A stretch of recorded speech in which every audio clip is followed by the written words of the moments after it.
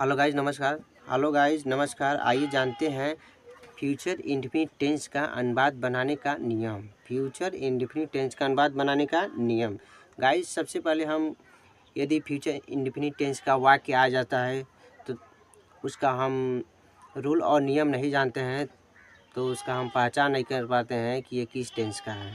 तो दोस्तों, वाक्य बनाने के उसको इंग्लिश में ट्रांसलेट करने के लिए सबसे पहले फ्यूचर इंडेफिनिट टेंस का जो नियम है, परिभाषा है, उसको हमें जानकारी होना चाहिए।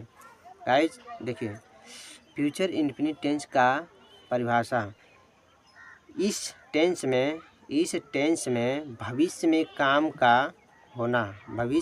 का होना या करना या पाया जाता है। ठीक, प्रस्तुत कार्य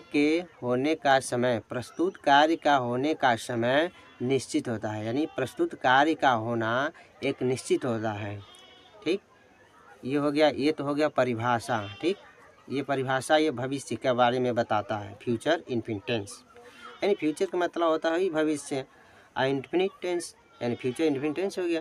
और जैसे मान लीजिए फ्यूचर इंडेफिनिट टेंस का अब इसका पहचान यदि फ्यूचर इंडेफिनिट टेंस का वाक्य आ जाता है सामने, तो उसका हम पहचान कैसे करेंगे।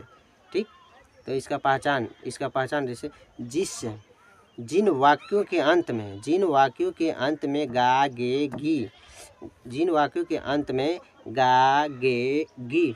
इत्यादि शब्द आते हैं, उसे हम उस वाक्य को हम समझ जाते हैं को कौन सा वाक्य है, फ्यूचर इंडेफिनिट टेंस का वाक्य है। अब इसका नियम फ्यूचर इंडेफिनिट टेंस के, ठीक, अब इसका नियम हो गया। अब इसका एक और नियम है, फ्यूचर इंडेफिनिट टेंस के वाक्य बनाने के लिए, फ्यूचर इंडेफिनिट टेंस का वाक्य बनाने के लिए सहायक क्रिया जो हेल्पिंग वर्ब होता है, सभी सब्जेक्टों के साथ विल का प्रयोग करेंगे, और आई और वी के साथ, ये है वी, आई और वी के साथ शैल का प्रयोग करते हैं। आई और वी के साथ ये क्या है, शैल, ये है शैल, शैल का प्रयोग करते हैं। जैसे वाक्य, जैसे मैं तुम्हारे साथ बनारसी जाऊंगा, ये क्या है, ये वाक्य है, फ्यूचर इंडेफिनिट टेंस का वाक्य है। ये मैं तुम्हारे साथ बनारसी जाऊंगा, तो इसको कैसे हम पहचान कर लें कि फ्यूचर इंडेफिनिट टेंस का वाक्य है। जैसे वाक्यों के अंत में ये रहा गा, ठीक, ये रहा गा, वाक्य के अंत में गा आ गया ना, तो इसका पहचान यही है ना। जैसे वाक्य के अंत में गा गे गी, तो यहाँ पर आया गा, कोई भी वाक्य के अंत में गा गे गी आए तो वो समझ जाएंगे फ्यूचर इंडेफिनिट टेंस का वाक्य है।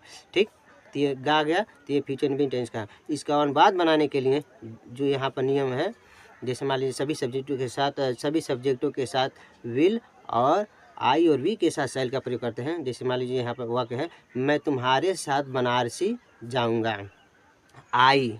ठीक, देखिए अभी मैं बोला कि आई और वी, यहाँ पर क्या है, आई, मैं मतलब आई, मैं का अंग्रेजी क्या था, आई होता है, तो आई शैल, मैं यहाँ बोला कि आई के साथ शैल का प्रयोग करते हैं, आई और वी के साथ शैल का प्रयोग करते हैं। मान लीजिए आई हो गया, तो यहाँ पर हेल्पिंग वर्ब जो सहायक क्रिया होता है, यहाँ पर शैल का प्रयोग करेंगे। I shall go to Banarasi with you. ठीक, मान लीजिए आई शैल, सब्जेक्ट, ये सब्जेक्ट है ना, ये सब्जेक्ट के बाद शैल यानी सहायक क्रिया, हेल्पिंग वर्ब। ठीक, उसके बाद ऑब्जेक्ट हो गया, ये क्या हो, जाऊंगा, तो गो टू माने जाना, गो टू, और उसके बाद सब्जेक्ट, उसके बाद ये क्या है, ऑब्जेक्ट है, बनारसी विथ यू। अब इसके बाद देखिए दूसरा, हम अप्रैल में कश्मीर जाएंगे, हम अप्रैल में कश्मीर जाएंगे, तो we shall go to Kashmir in the April.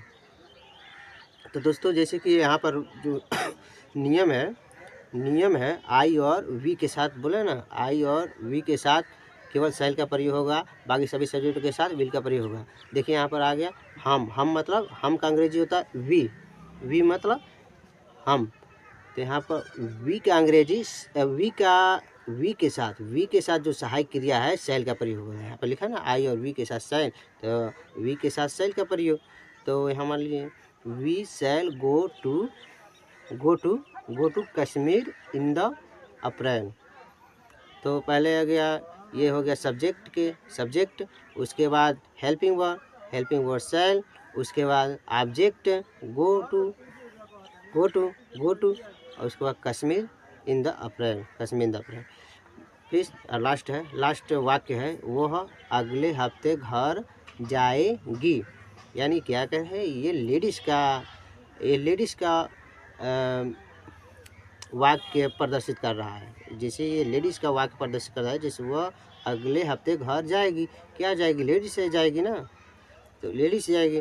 तो जिस मान लो वह का अंग्रेजी यहाँ पर आएगा सी, वह का अंग्रेजी आएगा she will return home next week हो गया। तो यहाँ पर हो गया she will return home next week. दोस्तों, फ्यूचर इंडेफिनिट टेंस में इतना रूल के अंदर में कोई भी आपके बात नहीं समझ में आता है तो हमें कमेंट बॉक्स में ज़रूर लिखें और बताएं। हमसे जुड़े ट्रांसलेट और इंग्लिश संबंधित कोई भी प्रश्न हो तो कमेंट बॉक्स में लिखकर हमें भेजिए, उसका आंसर मैं ज़रूर दूंगा। ओके, धन्यवाद।